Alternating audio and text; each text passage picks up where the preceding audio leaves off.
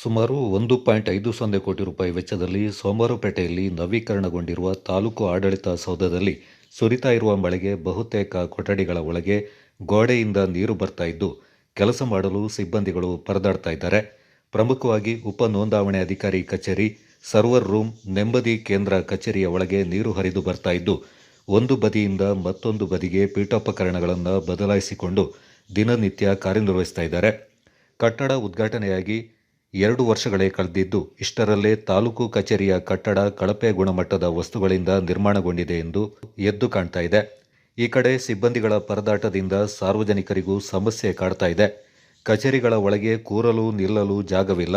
ನೆಲದ ಮೇಲೆಲ್ಲ ನೀರು ನಿಂತಿದ್ದು ನಡೆದಾಡಲು ಕಷ್ಟದ ಪರಿಸ್ಥಿತಿ ಬಂದಿದೆ. ಈ ಸಮಸ್ಯೆಗಳೆಲ್ಲ ಸಂಬಂಧಪಟ್ಟ ಅಧಿಕಾರಿಗಳ ಗಮನಕ್ಕೆ ಬಂದರೂ ಅವರು ಮಾತ್ರ ಬೆಚ್ಚಗೆ ಕುಳಿತಿದ್ದಾರೆ.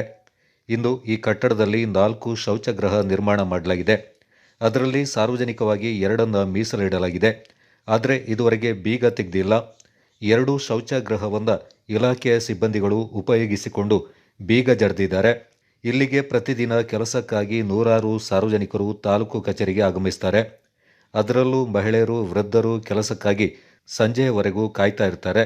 ಇಲ್ಲಿ ಶೌಚಾಲಯ ಇಲ್ಲದೆ ಅವರ ಸಮಸ್ಯೆಯನ್ನು ಯಾರೊಂದಿಗೂ ಹೇಳಿಕೊಳ್ಳಲು ಆಗ್ತಾ ಇಲ್ಲ.